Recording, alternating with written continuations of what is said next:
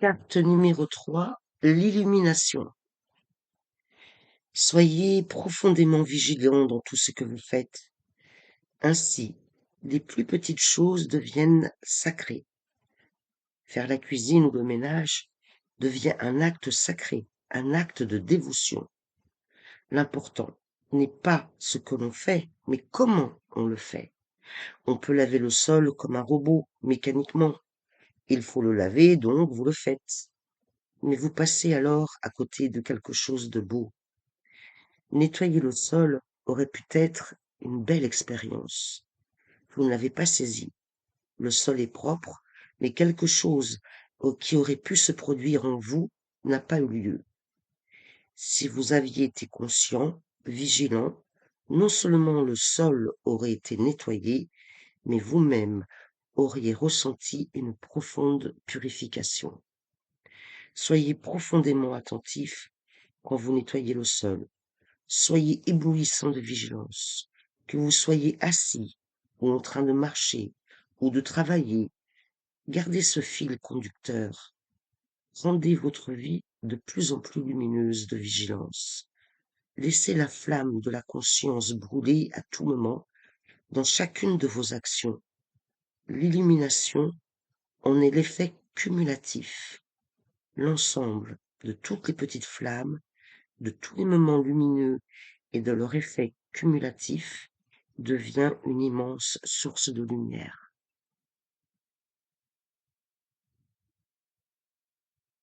L'histoire raconte que lorsque Gautama le Bouddha mourut, il arriva devant les portes du paradis. Ces portes s'ouvrent rarement, seulement quelquefois au cours des siècles. Il n'y a pas de visiteurs tous les jours, et lorsque quelqu'un se présente, tout le paradis s'en réjouit. Une conscience de plus est parvenue à l'éveil. L'existence devient plus riche que ce qu'elle n'était. Les portes étaient ouvertes et tous les éveillés, déjà parvenus au paradis, se tenaient là. Parce que dans le bouddhisme, il n'existe pas de Dieu, mais toutes ces personnes illuminées sont divines. Aussi y a-t-il autant de dieux que d'êtres éveillés. Ils étaient tous réunis à l'entrée avec de la musique, des chants, de la danse. Ils voulaient accueillir Gautama le Bouddha. Mais à leur grande surprise, celui-ci se tenait le dos tourné à la porte. Son visage était encore tourné vers le lointain rivage qu'il venait de quitter. Voilà qui est étrange. Qui attends-tu? Lui demandèrent-ils. Mon cœur n'est pas si petit, aurait-il répondu. J'attends tous ceux que j'ai laissés derrière moi et qui s'évertuent sur le chemin. Ils sont mes compagnons de voyage. Gardez vos portes fermées.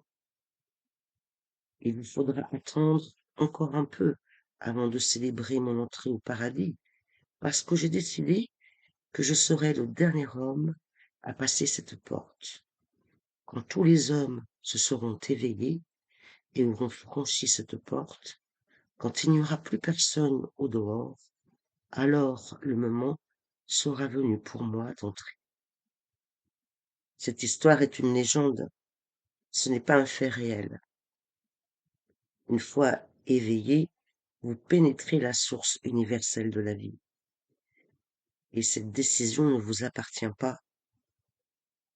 Ce n'est ni votre choix, ni votre décision. Mais l'histoire dit que Bouddha résiste encore, même après sa mort. Cette histoire vient de ce qu'il avait renoncé et qu'il avait annoncé la veille de sa mort qu'il vous attendrait tous. Il ne peut plus attendre. Il a déjà trop attendu. Il aurait dû partir, mais en voyant votre souffrance et votre tristesse, il a malgré tout réussi à se maintenir là. Mais cela devient de plus en plus difficile. Il va devoir vous quitter, à contre-cœur, et il vous attendra de l'autre rive. Il n'entrera pas au paradis, c'est une promesse. Aussi, n'oubliez pas que je resterai là pour vous pendant des siècles. Mais dépêchez-vous, ne me décevez pas et ne me faites pas attendre trop longtemps.